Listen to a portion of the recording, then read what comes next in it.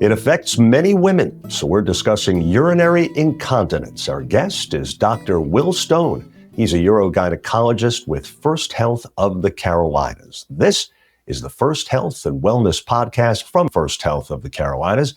Thanks for joining us. I'm Joey Waller. Hi there, Dr. Stone. Welcome. Hi, good morning. Thanks for having me. Great to have you aboard. We appreciate the time. So first, what exactly is urinary incontinence for those unfamiliar, and just how common is it in women? Sure.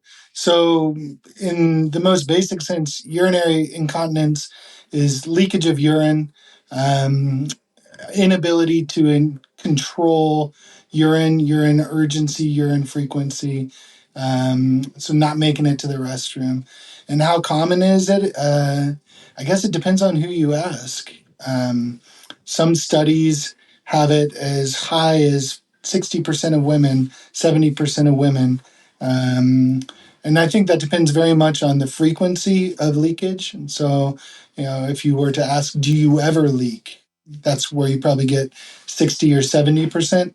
If you ask people, do you leak on a regular daily basis? Maybe 10 to 20%. It's hard to nail down because we only get these answers if we ask the questions. And I think historically, we've been bad at asking the questions, particularly that pertain to women's health. Gotcha. And we're going to talk a little bit more about that aspect of it in just a moment. But first, women suffer from incontinence more than men, correct? So why is that? Yes, more than men in some cases and scenarios. It's very bimodal. What I didn't include in that 10 to 60% is pregnant women, because in pregnant women, urinary incontinence is very common. And if you look at men over the age of 60, incontinence is fairly common too, because you start running into inability to empty and prostate issues and the like. But if we look at groups as a whole, by and large, women have greater issues with incontinence than men. And some of that is anatomical, some of it is functional. Anatomical, the urethra for a female is only 3 to 4 centimeters long. The urethra for a male is that plus whatever the penile length is. And so there's more of an opportunity for flow to be restricted from urine getting from the bladder to the outside. And then women have the privilege and the possibility of carrying children and having childbirth. And that can have profound effects, whether you have a vaginal delivery or a C-section, on the structures at or around the vagina and some of the support underneath the urethra and the support for the bladder. And that can, of course, also affects continence mechanisms. And so probably the biggest risk factor is that difference between being able to have a child and not being able to have a child. But then there are also changes that occur over time with women that men don't have to the same extent. Menopause and the loss of estrogen as a hormone to support tissue health, tissue flexibility, tissue strength. That also greatly affects the risk for incontinence, which typically does increase as women age. Certainly all makes sense. So basically, it can be very common in women and men, but as you just illustrated, for very different reasons. How about the difference between stress incontinence and urge incontinence? What's the difference there? Yeah, so, for most people, the difference is an academic one, because for the patient, it's just, I leak, right? It's not so much I leak for X, Y, or Z reasons. And part of the reason I like to bring them in and see those patients is to figure out the why, right? With stress incontinence, this is when you cough, you laugh, you sneeze, you exercise, and pressure above the bladder is transmitted to the bladder, and that pushes on the bladder, effectively attempting to push urine out through the urethra. The reason we leak has to do a lot with what's going on with the urethra. When it comes down to it, the urethra is just a floppy tube, right? And it's this floppy tube that normally sits on a pretty solid base of support. So that when you cough, laugh, or sneeze, that floppy tube is squished on the base of support. Think of it like a garden hose sitting on the sidewalk, right? It's it's squished flat, no water comes out because you got the sidewalk. What happens with stress incontinence, it's the loss of the sidewalk. It's like taking that same garden hose and moving it into the tall grass and then stepping on it. Well, it just kind of sinks into the grass. There's nothing pushing up from below well enough to get that to restrict flow, so you leak. So stress incontinence is a structural issue. And for most cases, this isn't all cases, but most cases, we believe it to be a problem with support underneath the urethra. Urge incontinence is more of a bladder issue or a nerve issue. There's something going on with the bladder's ability to either hold urine and or listen to the messages that should be coming from the brain controlling urination, right? So the normal process is that the bladder fills. The bladder's not a smart organ, it's just designed to feel pressure. As that pressure increases, it shoots that signal up to the brain. The brain determines when it's socially appropriate to go to the bathroom, sends that signal down to the bladder when it's go time, and then you're good to go. So any problem anywhere in that process, from bladder filling, sensations being just pressure sensations and not pain sensations, that signaling from the pelvic floor up through the spinal cord up to the brain and then back down again. Any problem anywhere along that pathway can lead to bladder overactivity and urgency, which can in turn lead to incontinence.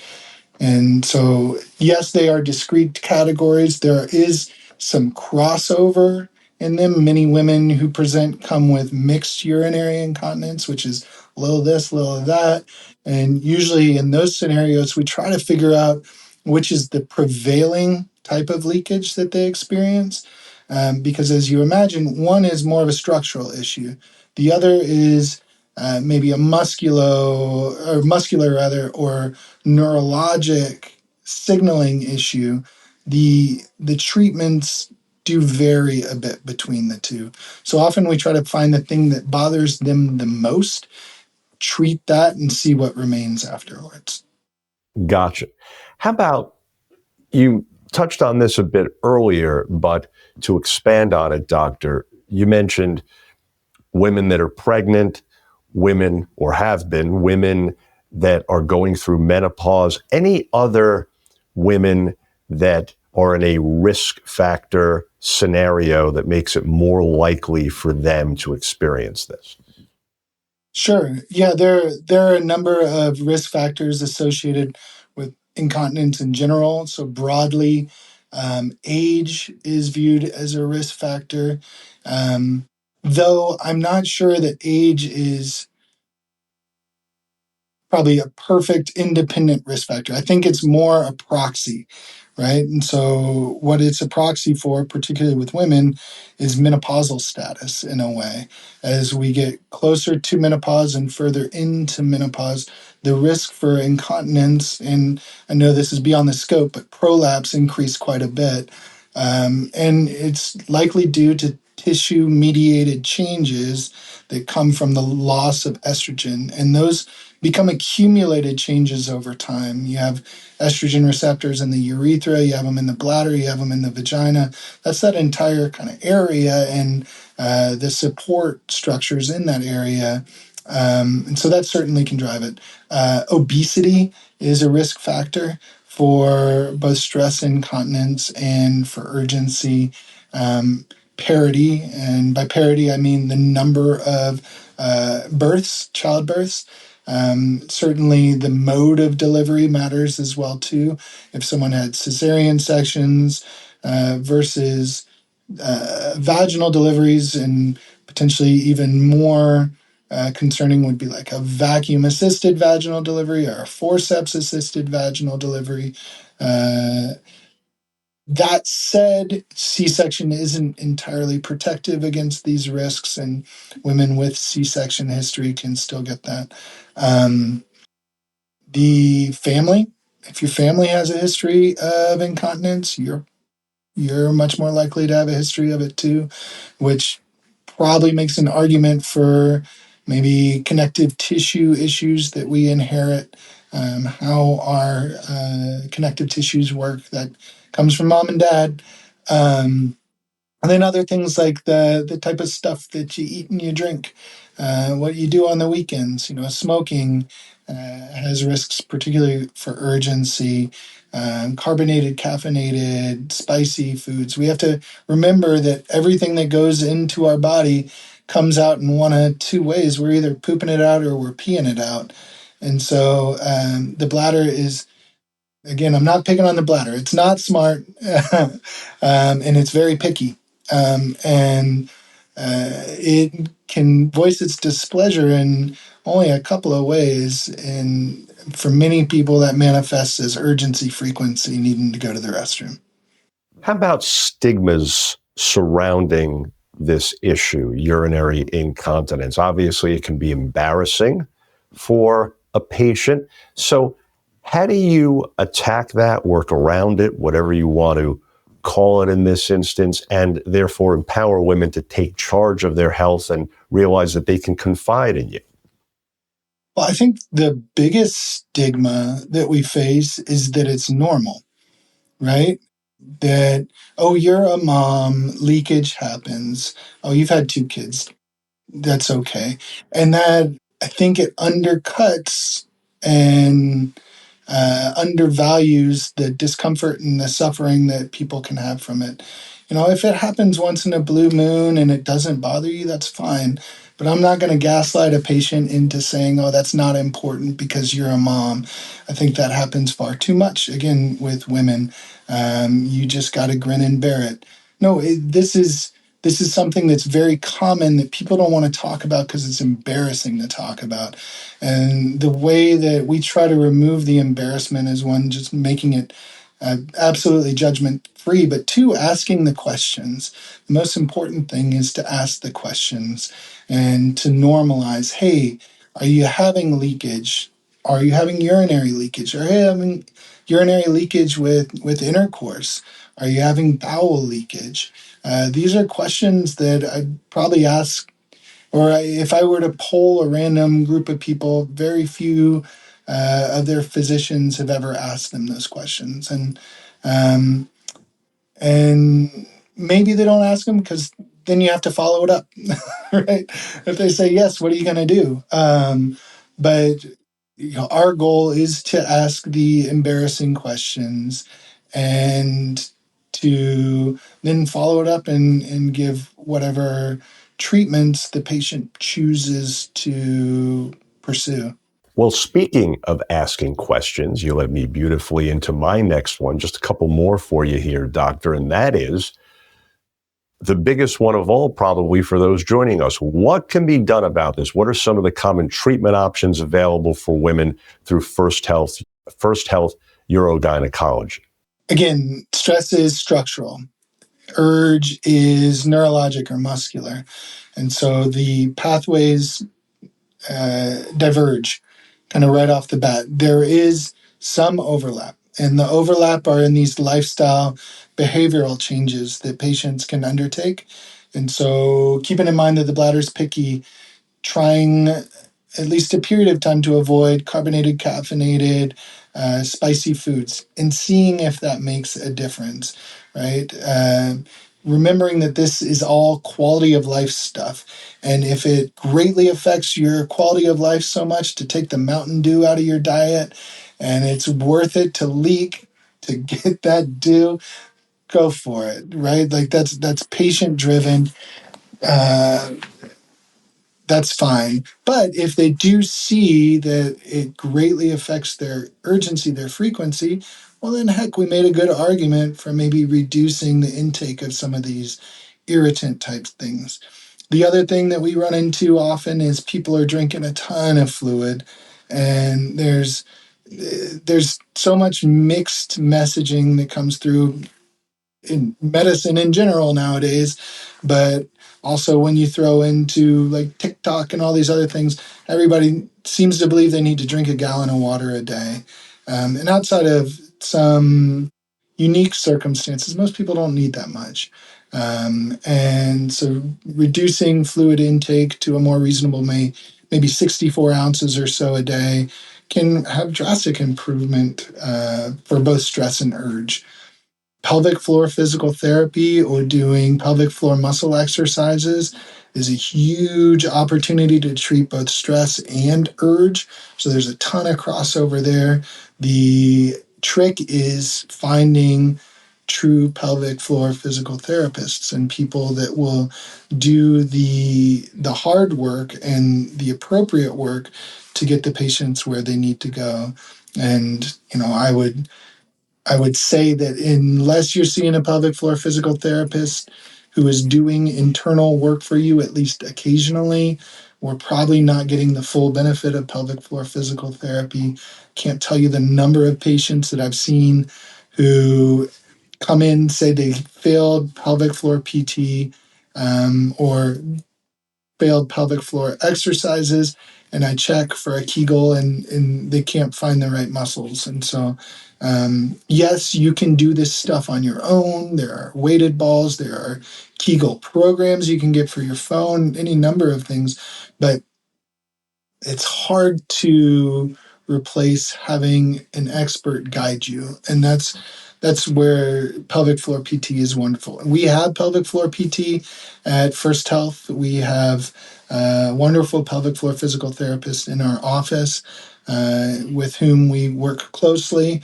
And there are resources in the community, but sometimes it can be helpful to speak with us to help you get plugged into those resources. So that's where there's plenty of overlap. And then things diverge. So for stress incontinence, we have pessaries. There are over-the-counter things that you can purchase, like Impressa devices that go in the vagina, support the urethra, so that people don't cough, laugh, or sneeze. Some of these may be viewed more as a temporary adjunct. Others, a well-fitting pessary can be used for years and years if that's what someone prefers. We also have surgical options like placement of a bladder sling, either one made out of your own tissue or one made out of mesh, urethral support procedures, and even urethral bulking procedures to narrow the opening of the urethra, or rather narrow the diameter of the urethra to make it less likely to leak. That's stress incontinence. On the urge incontinence side, there are medications, there's nerve therapy, either through nerve stimulation, like the posterior tibial nerve. That's essentially like an acupuncture type procedure where patients come in on a weekly basis and get the nerve stimulation with a small amount of electricity to help affect signaling for the pelvis. There's Botox injections that we can do in the bladder, and even more centralized sacral nerve modulation, where we do implantable wires at the sacral nerve roots to affect signaling.